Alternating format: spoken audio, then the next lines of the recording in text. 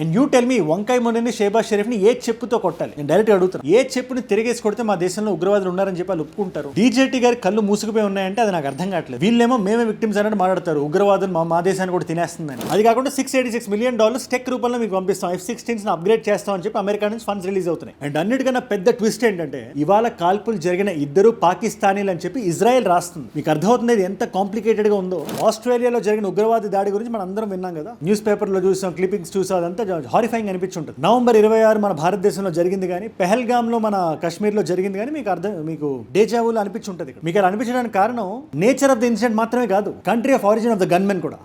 ఇద్దరు పాకిస్తానీలే ఉంది. వాళ్ళ పాకిస్తాన్ కి గ్లోబల్ స్టేజ్ లో ఖచ్చితంగా ఉంది, మనం మాట్లాడాలి అదంతా. బట్ దానికన్నా ముందు ఇజ్రాయలీ పీఎం దీని మీద ఏమన్నారు తెలుసా? History will not forgive hesitation and weakness, it will honour action and bravery. ఇది నేను అంటున్న మాట కాదు, బెంజమిన్ నేతన్యాహు గారు అన్నారు. History will not forgive hesitation and weakness. It will honor action and strength. మనకి పెహల్గాం సంఘటన జరిగి ఒక 8 నెలలు అవుతుంది. తుపాకులు పట్టుకుని ఉగ్రవాదులు బోర్డర్లు దాటి వచ్చేసి ఒక మతాన్ని టార్గెట్ చేసి చంపేశారు 26 మందిని. మళ్ళీ అలాంటి హిస్టరీ రిపీట్ అయింది ఇప్పుడు ఆస్ట్రేలియాలో. బోందీ బీచ్ అని, ఆస్ట్రేలియన్ యాక్సెంట్ లో బోందాయ్ బీచ్ అంటారు. న్యూ సౌత్ వేల్స్ లో బోందాయ్ బీచ్ అని ఈ జూయిష్ కమ్యూనిటీ మెంబర్స్ అందరూ కలిసి అక్కడ ఒక ఫెస్టివల్ చేసుకుంటున్నారు. హనుకా ఫెస్టివల్ అంటారు దాన్ని. 2200 సంవత్సరాల క్రితం గ్రీక్ ఎంపైర్ నుంచి వాళ్ళని వాళ్ళు కాపాడుకున్నారని, ఒక కొత్త రెబెలియన్ పుట్టుకొచ్చిందని, వాళ్ళ ధర్మాన్ని వాళ్ళు కాపాడుకున్నారని చెప్పి వాళ్ళు సెలబ్రేట్ చేసుకుంటారు. ఈ festival every year November December ఆ టైంలో వస్తుంది. ఈ ఇయర్ అది December 14th వచ్చింది. జస్ట్ ఇమాజిన్, మీకు చెప్తున్నాను, మీరు జాగ్రత్తగా వినండి. ఈ ప్రపంచంలో ఒక దగ్గర జరిగిందండి, ఎక్కడైనా జరగచ్చు కదా. బీచ్ ఫెస్టివల్ ఒకటి నడుస్తుంది, మీరు మీ కుటుంబంతో ఉన్నారు, ఆడవాళ్ళు ఉన్నారు, అందులో చిన్న పిల్లలు ఉన్నారు, ముసలి వాళ్ళు ఉన్నారు. ఓ పక్క మ్యూజిక్ ఉంది, ఇంకో పక్క అలల దగ్గర పిల్లలు ఎంజాయ్ చేస్తున్నారు, వేవ్స్ దగ్గర, ఇంకో దగ్గర ఫుడ్ ఉంది, అంతా చాలా బ్యూటిఫుల్ గా ఉంది. సన్సెట్ టైం ఇది. ఆస్ట్రేలియాలో సన్ రైజ్ కానీ సన్సెట్ కానీ చాలా బ్యూటిఫుల్ గా ఉంటుంది. అక్కడ ఉండే వరకు నేను చెప్పింది మీకు అర్థమవుతుంది అనుకుంటా. అండ్ ఈ పర్టికులర్ బీచ్ కూడా it's very very famous tourist attraction లాంటిది. అక్కడ హనుకా బై ద సీ అని నడుస్తుంది, ఫెస్టివల్ నడుస్తుంది. సడన్ గా మీకు తుపాకీ శబ్దాలు వినబడ్డాయి. ఏదైనా సినిమా షూటింగ్ జరుగుతుందేమో అనుకుంటే మీ పక్కన ఒక్కొక్కరు పడిపోతున్నారు. అది కుటుంబ సభ్యులు కూడా అవ్వచ్చు. ఆ పడిపోయిన వల్ల మీ కుటుంబ సభ్యులు కనబడ్డారు. దూరంగా 2 వ్యక్తులు తుపాకులు పట్టుకుని ఉన్నారు. అందులో వ్యక్తికి 50 సంవత్సరాలు, ఇంకో వ్యక్తికి 24 సంవత్సరాలు. సాజిద్ అక్రమ్, నవీద్ అక్రమ్. ఇది కరెక్ట్ గా 6:47కి మొదలైంది. అండ్ విత్ ఇన్ మినిట్స్ 15 మంది మన కళ్ళ ముందే ప్రాణాలు వదిలేశారు. 30-40 మందికి తీవ్రంగా గాయాలయ్యే హాస్పిటల్కి పట్టుకెళ్తున్నారు. ఎలా ఉంటుంది మీకు చెప్పండి? ఫెస్టివల్ సెలబ్రేట్ చేసుకోవడానికి వచ్చి ఇలాంటి విషయాలు మనం చూస్తున్నాం అంటే దానికి ఎవరు కారణం, ఏంటి కారణం? వెంటనే రియాక్ట్ అయిన ఫస్ట్ ఫ్యూ కంట్రీస్ లో భారతదేశం ఉంది. నరేంద్ర మోదీ గారు పాయింట్ రాశారు అక్కడ, ఉగ్రవాదం ఏ మేనిఫెస్టేషన్ వచ్చినా, ఏ ఫామ్ లో వచ్చినా దాన్ని మేము ఖండిస్తాం. మేము ఆస్ట్రేలియాకి మేము వాళ్ళు తోడుగా ఉన్నామని చెప్పి ఆయన అంటున్నారు. పక్కన in fact Australian prime minister Anthony Albanese గారు కూడా వచ్చి ఇదే మాట అన్నారు. కొన్ని గంటల్లో బయటకు వచ్చి ఉగ్రవాద చర్యే. జ్యూస్ మీద మత ప్రాతిపదికన కాల్పులు జరిగినాయి. There has been a devastating terrorist incident at Bondi at the Hanukkah by the Sea celebration. This is a targeted attack on Jewish Australians on the first day of Hanukkah. And ఆస్ట్రేలియాలో ఒక community మీద దాడి జరిగిన, Australia మీద మొత్తం దాడి జరిగినట్టే. దీన్ని మేము చూస్తూ ఊరుకో మేము తీవ్రంగా సంతాపం తెలియజేస్తున్నాం అని చెప్పి ఆయన అన్నారు. We are deeply saddened, these are his words. ఇక్కడ మనం డిస్కస్ చేసిన పాయింట్స్ ఏంటో తెలుసు. ఆఫ్ కోర్స్ అక్కడ ఏం జరిగింది, ఎలా జరిగింది మొత్తం మనం మాట్లాడదాం. కానీ జియో పాలిటిక్స్ ఎంత క్రూరంగా ఉంటాయంటే, యాంటీ సెమిటిజం అనేది ఇట్స్ రియల్. అది కొన్ని దశాబ్దాలుగా, కొన్ని సెంచరీస్ గా జరుగుతుంది. Different manifestations, different locations in the world లో. కాకపోతే ఇప్పుడు జియో కమ్యూనిటీని టార్గెట్ చేయడానికి కారణం ఇజ్రాయెల్. అక్కడ ఇజ్రాయెల్ పాలెస్టైన్ మీద ఏదో చేస్తుందని చెప్పి ఇక్కడ కోపం కదా. మరి ఇజ్రాయెల్ కి ఎవరు సపోర్ట్ చేస్తున్నారు? బిగ్గెస్ట్ ఫ్రెండ్ ఇస్ డీజేటీ గారు, మన అందరికీ తెలుసు ఇజ్రాయెల్ కి. ఇప్పుడు ఇదే డీజేటీ గారు పాకిస్తాన్ కి ఫండ్స్ రిలీజ్ చేశారు. $1.2 billion రంగురాలు, అదే క్రిటికల్ మినరల్స్ అవి మైనింగ్ చేస్తామని చెప్పి. Pleased to highlight the U.S. Export-Import Bank recently approved financing of $1.25 billion to support the mining of critical minerals at Reko Diq in Pakistan. అది కాకుండా $686 million tech రూపంలో మీకు పంపిస్తాం, F-16s అప్గ్రేడ్ చేస్తాం అని చెప్పి అమెరికా నుంచి ఫండ్స్ రిలీజ్ అవుతున్నాయి. అండ్ అన్నిటికన్నా పెద్ద ట్విస్ట్ ఏంటంటే ఇవాళ కాల్పులు జరిగిన ఇద్దరు పాకిస్తానీలు అని చెప్పి ఇజ్రాయెల్ రాస్తుంది. మీకు అర్థమవుతుంది ఎంత కాంప్లికేటెడ్ గా ఉందో. ఫస్ట్ వెళ్ళి బెంజమిన్ నేతన్యాహు గారు వెళ్ళి డీజీటీని అడగాలి, సార్ ఏంటి సార్ ఇది పాకిస్తాన్ మీరు డబ్బులు పంపిస్తున్నారు, ఆ డబ్బులతో తుపాకులు కొనుక్కొని యూనివర్సిటీలు ఓపెన్ చేసి స్టూడెంట్స్ రెడీ చేసి ప్రపంచం మొత్తం పంపిస్తున్నారు, వాళ్ళు మా జ్యూస్నే టార్గెట్ చేస్తున్నారని చెప్పి ఈయన అడగాలి కదా.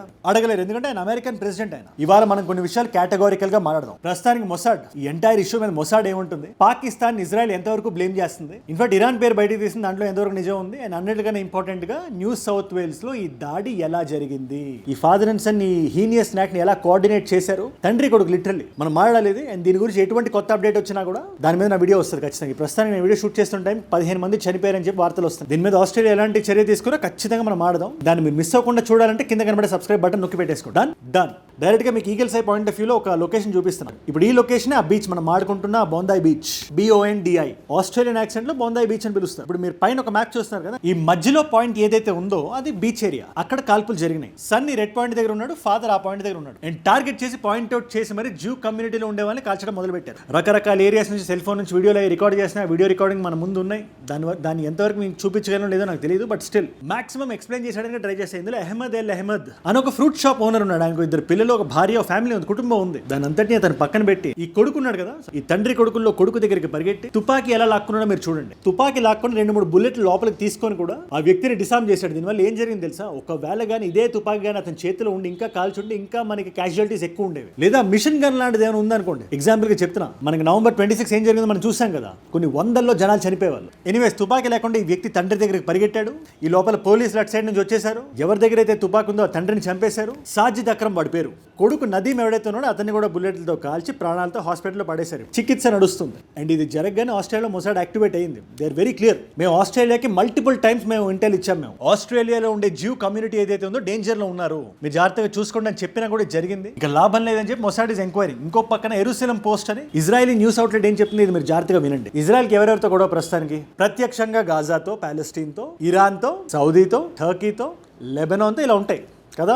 పాకిస్తాన్ ఈ లిస్ట్ లో ఫస్ట్ 5 కంట్రీస్ లో రాదు. కానీ చంపిన ఇద్దరు ఎక్కడి నుంచి వచ్చారు తెలుసా? పాకిస్తాన్ నుంచి అని చెప్పి మనం రాయట్లా, ఇజ్రాయెల్ రాస్తుంది. ఆర్మీ యూనివర్సిటీలో చదువుకొని వచ్చారని చెప్పి it's unverified, but still they're claiming. మీరే చూడండి news headline. And you tell me, వంకాయ మొన్నని షేబాజ్ షరీఫ్ ని ఏ చెప్పుతో కొట్టాలి? నేను డైరెక్ట్ అడుగుతాను. ఏ చెప్పుని తిరిగేసి కొడితే మా దేశంలో ఉగ్రవాదులు ఉన్నారని చెప్పి వాళ్ళు ఒప్పుకుంటారు? డీజేటీ గారి కళ్ళు మూసుకుపోయి ఉన్నాయంటే అది నాకు అర్థం కావట్లేదు. వీళ్ళేమో మేమే విక్టిమ్స్ అన్నట్టు మాట్లాడతారు. ఉగ్రవాదులు మా దేశాన్ని కూడా తినేస్తుందని. ప్రతిసారి ప్రతి దేశంలో ఎక్కడ ఏ ఉగ్రవాద దాడి జరిగినా అది పాకిస్తాన్ ఆరిజిన్ ఉండాల్సిన అవసరం ఏముంది? ఇది మన అందరూ అడగాల్సిన క్వశ్చన్. ఇన్ఫాక్ట్ ఇది ఇజ్రాయెల్కి సూట్ అవ్వదు. అయినప్పటికీ వాళ్ళు హెడ్లైన్ వేసి మరి రాశారు. ప్లస్ వాళ్ళ ఆరోపణ ఇంకోటి ఉంది, దీన్ని నేను చెప్పట్లేదు, it's clearly Israel's point of view. ఇదంతా చేసింది పాకిస్తానీలైనా చేయించింది ఇరాన్ అని, Pakistan is just doing it's dirty job అని చెప్పి ఇజ్రాయెల్ మాట్లాడుతుంది. దీంట్లో ఎంతవరకు నిజం ఉన్నా మనకు సమాధానం ఖచ్చితంగా చెప్తారు. ఎనీవేస్, ఇలాంటి ఉగ్రవాదులు ఎప్పుడు ఏం చేసినా ఏదో నేను మీనింగ్ తో చేస్తున్నాను, నేను ప్రపంచానికి ఏదో మెసేజ్ ఇస్తున్నాను. హనుకా ఫెస్టివల్ లో చేస్తే, అది కూడా ఆస్ట్రేలియాలో చేస్తే, ఎందుకంటే అక్కడ జూ పాపులేషన్ తక్కువ కాబట్టి వీళ్ళు ఎక్కడున్నా సేఫ్ కాదు అని ఒక మెసేజ్ మేము పంపిస్తాం. వాళ్ళు సెలబ్రేట్ చేసుకున్న దగ్గరే వచ్చి వాళ్ళని లేపేస్తాం అనే మెసేజ్ మేము పంపిస్తాం అని వాళ్ళు అనుకుంటారేమో కానీ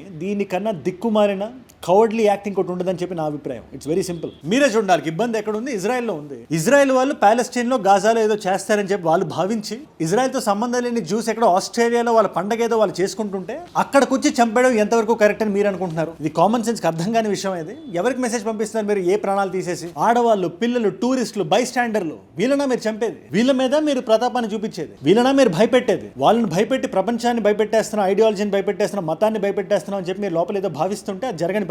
పాపం అక్కడ ఉండే జనాలు కూడా వాళ్ళకి అక్కడ ఏం చేయాలి అర్థం కాక రోడ్ల మీద పరిగెట్టి బస్సులు ఎక్కేసి ఒక వ్యక్తి కంప్లీట్ గా ఒళ్ళంతా రక్తం ఉంది. ఆ ఫుటేజ్ నేను చూసాను, నేను చూపించదలుచుకోవట్లేదు కానీ నేను చెప్తాను ఏమంటున్నాడు. ఆయనకు భార్య, ఒక పాప ఉందంట. He's a zoo.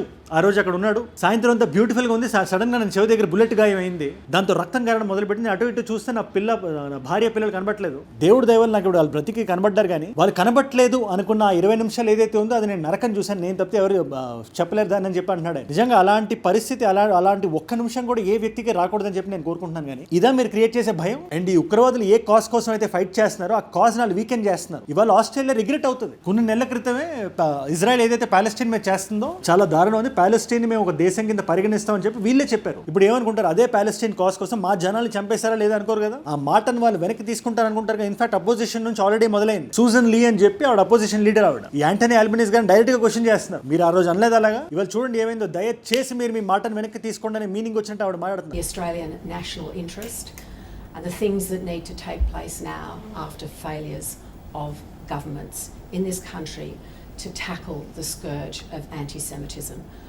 ప్లస్ ఈ అహ్మద్ చేసిందని చాలా మంది డిస్కౌంట్ ఇస్తున్నారు కానీ ఆయన చేసిన పని వల్ల ఈ ఉగ్రవాదుల మైండ్ లో ఏదైతే ఉందో ఇంకా ఎంతైతే చేద్దాం అనుకున్నా చాలా వరకు తగ్గింది. ఎందుకంటే వీళ్ళని పోలీసులు పట్టుకుంటుండగా ఒక వ్యక్తి ఆల్రెడీ చనిపోయాడు. అందులో ఇంకో వ్యక్తి దొరికి హాస్పిటల్కి పట్టుకెళ్తుంటే చుట్టుపక్కల వెతికారు. అక్కడ వెహికల్స్ లో బాంబులు దొరికినాయి. అంటే ఇంకా ఎంత ప్లాన్ చేశారో మీ ఊహకే వదిలేస్తున్నారు. దాన్ని అంతా డిస్మాండిల్ చేశారు. కానీ ఆస్ట్రేలియా చరిత్రలో ఇది ఒక సెకండ్ లార్జెస్ట్ ఇలాంటి ఉగ్రవాద దాడి కింద పరిగణించబడుతుంది. లాస్ట్ టైం జరిగింది 1996 లో. పర్ల్ ఆర్థర్ అని చెప్పి ఐ థింక్ ఒకే వ్యక్తి 35 మందిని చంపేశాడు తుపాకీతో ఇలాగే. దాని తర్వాత ఇదిగో ఇది. ఇన్ఫాక్ట్ దాని తర్వాత చాలా గన్ లాస్ చాలా స్ట్రిక్ట్ చేశారు.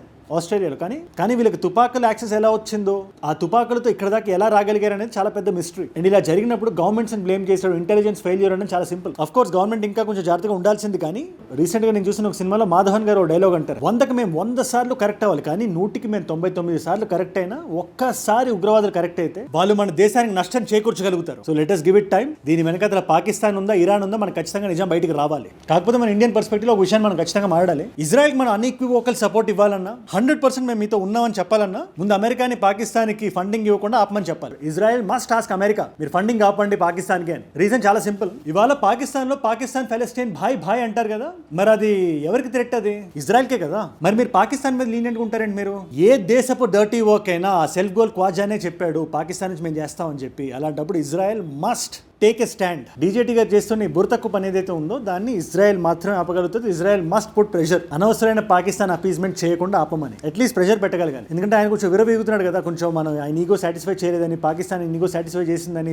ఆపరేషన్ సింధూర్ నుంచి పట్టుకొని ఉన్నాడు ఆయన. మరి అలాంటి దాడి ఇవాళ ఆస్ట్రేలియాలో జరిగింది. ఆస్ట్రేలియా అమెరికన్ వసాలు అది. మరి మీరు ఆ దేశం కోసం నిలబడకపోతే ఏ దేశం కోసం నిలబడతారు? వాళ్ళు పాకిస్తానీ వ్యక్తులే అని చెప్పి న్యూస్ బయటకు వచ్చిన తర్వాత మీరు స్టాండ్ తీసుకుంటారా, ప్రెస్ మీట్ పెడతారా, మాట్లాడతారా? ఇది యాజ్ ఇండియా మనకి ఇవాళ ఇంపార్టెంట్. ఇది కింద కామెంట్ సెక్షన్ లో మీరు రాయండి. తీవ్రవాదం ఏ ఫామ్ లో వచ్చినా, ఏ మేనిఫెస్టేషన్ లో వచ్చినా దాన్ని మనందరం తీవ్రంగా ఖండించాలి. ప్రపంచంలో ఏ దేశాలైనా తీవ్రవాదం కొంచెం గట్టిగా నిలబడుతున్నాయి, కొడుతున్నాయి అంటే అందులో భారతదేశం ఉంది. అండ్ ఈ తీవ్రవాదాన్ని పుట్టిస్తున్న దేశం పాకిస్తాన్ బాల్కనైజ్ అవ్వాలి. That's it. It's 1 point agenda. ఇవాళ మల్టిపుల్ చాయిస్ క్వశ్చన్ మీ అందరికి. ఆస్ట్రేలియన్ క్యాపిటల్ సిటీ పేరేంటి? Option A Sydney, option B is Melbourne, option C is Canberra, option D is Perth. సమాధానం తెలిసే కింద తెలుసుకుందాం అనుకుంటే ఇన్స్టాగ్రామ్ వచ్చేసేయండి. అక్కడ అజయ్ ఫ్రమ్ ఏజుడ్ అని ఉంటుంది, అజయ్ ఫ్రమ్ అని మీరు రాయండి చాలు. It's verified profile, tick mark ఉంటుంది. ఇలాంటి వీడియో ఐడియా టాపిక్స్ నాకు ఏదైనా ఇద్దాం అనుకుంటే Instagram is a great place. And ఈ టాపిక్ మీద ఎటువంటి ఫర్దర్ అప్డేట్స్ మీకు కావాలన్నా మీరు ఒక్క విషయం చేయాలి, కింద కనబడే సబ్స్క్రైబ్ బటన్ నొక్కి పెట్టేసుకోండి. ఈ టాపిక్ మీద మాత్రమే కాదు, ప్రపంచ నలుమూలలో ఏది ఎక్కడ ఎలా జరిగినా కూడా దాన్ని అందరికీ అర్థమయ్యే భాషలో సింప్లిఫై చేసి మీ ముందు పెట్టేస్తాను. మీరు ఇస్తున్న వాచ్ టైం, మీ రిటెన్షన్ మామూలు మోటివేషన్ కాదు నాకు ఇచ్చేది, రోజు ఇలాంటి వీడియో ఒకటి దింపడానికి. అండ్